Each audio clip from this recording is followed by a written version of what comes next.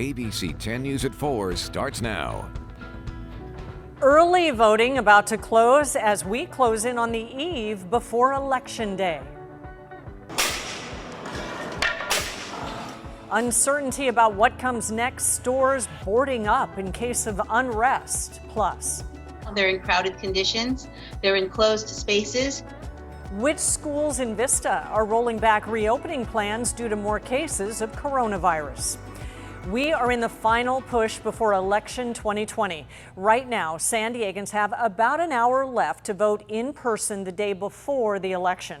Thank you for joining us tonight. I'm Kimberly Hunt. More than 200 super polling locations that opened on Saturday will close tonight at 5 p.m. This as tensions escalate and businesses board up across the state.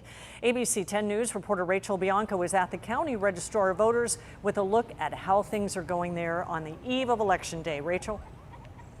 Hi, Kimberly. It is busy here, but we aren't seeing any major traffic backups. That is one of 3 booths that is set up where you can drop off your mail-in ballot, or you can go inside and vote in person early. It's an opportunity that roughly 70,000 San Diegans have taken advantage of since Saturday.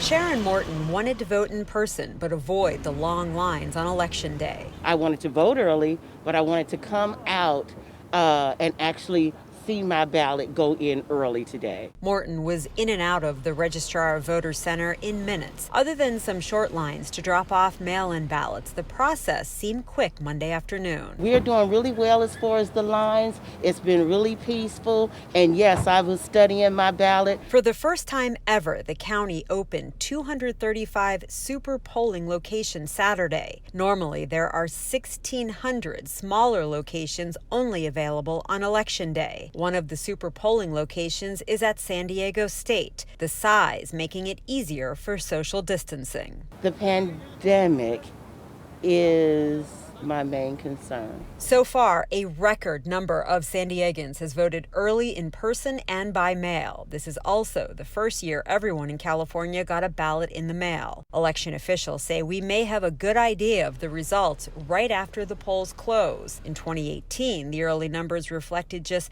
33% of the vote. This year, it could be more than double. 1 million mail ballots is what I anticipate, and tens of thousands of polling place ballots already in that first set of results. That could equate out to be 60 to 70% of the overall votes cast. It's a beautiful day. We're in San Diego. We have absolutely no excuses.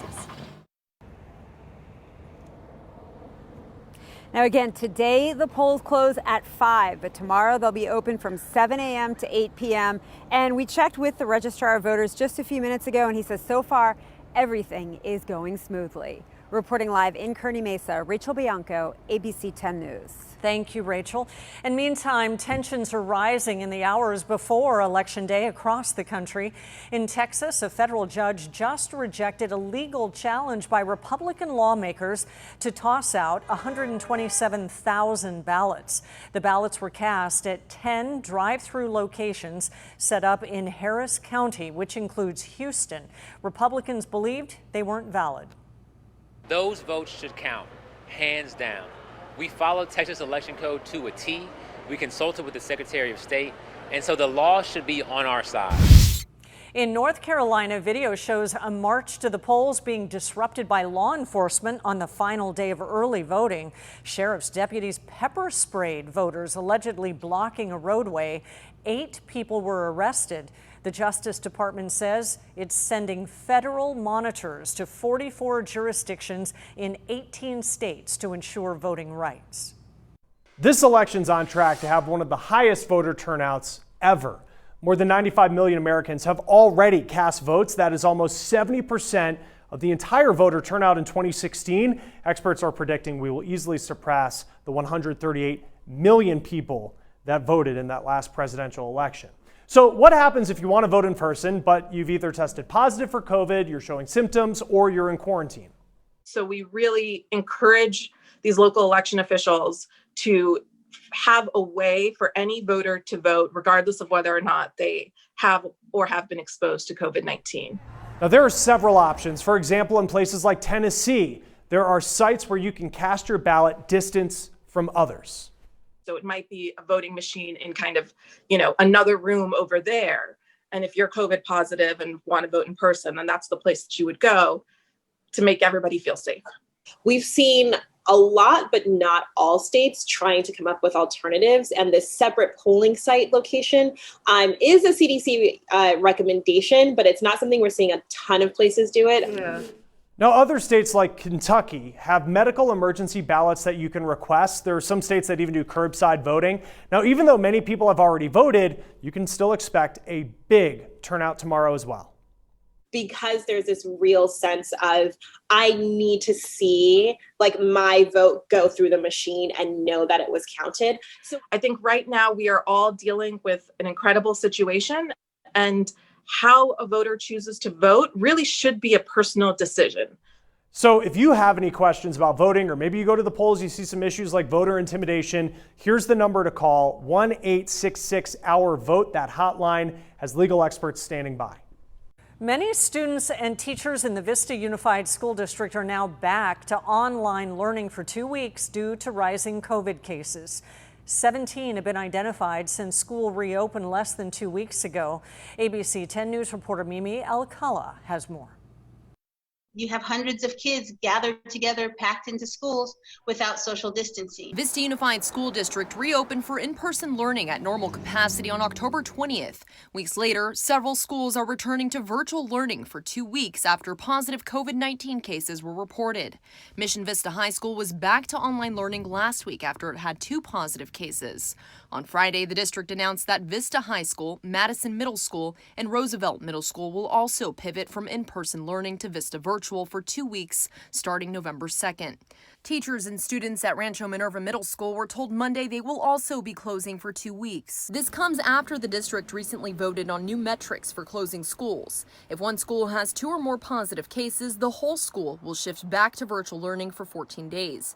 If 3 secondary schools see 1 case each, they would have to do the same. We really want to see social distancing for our students. Carrie Avila is the Vista Teachers Association president. She worries more cases will pop up because of the lack of social distancing. One of the big problems right now, they're in crowded conditions, they're in closed spaces. Before schools reopened, the district was transparent about students' desks being less than 6 feet apart. They said students would social distance when applicable, as listed in the state's guidelines. County officials say the county is not in charge of approving reopening plans, but did inspect Mission Vista High School and recommended that they stick to 6 feet of social distancing. There have been mixed reactions from teachers and parents, some happy with the plan, while others are calling for revisions. We hope to work with our district to create a system that keeps our schools open, not one that keeps pivoting back to virtual. Mimi Alcala, ABC 10 News.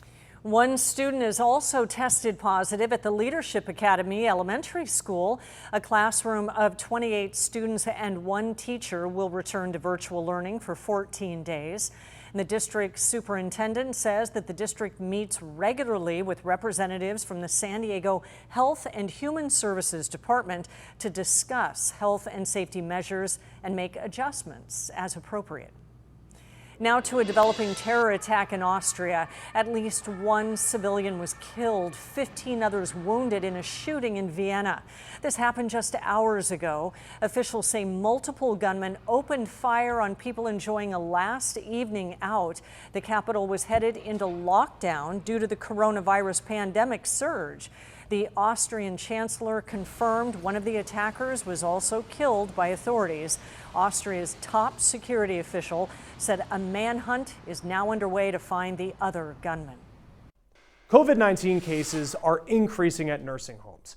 Weekly new COVID cases in the general population rose by 61% the week of October 18th, according to Johns Hopkins. Studies show that cases rise in nursing homes often when their communities are seeing a rise. 43% of new COVID cases in nursing homes were in Midwest states, with major spikes in community spread. Now, new information about the risk of COVID-19 to pregnant women and their babies. A new study released by the CDC looked at nearly 4,000 babies born to women with a COVID infection, and it found that nearly 13% were preterm, born before 37 weeks. That is higher than the national estimate of 10%. Nearly 3% of the 600 babies that were tested had COVID. They were primarily born to women who had the virus at delivery.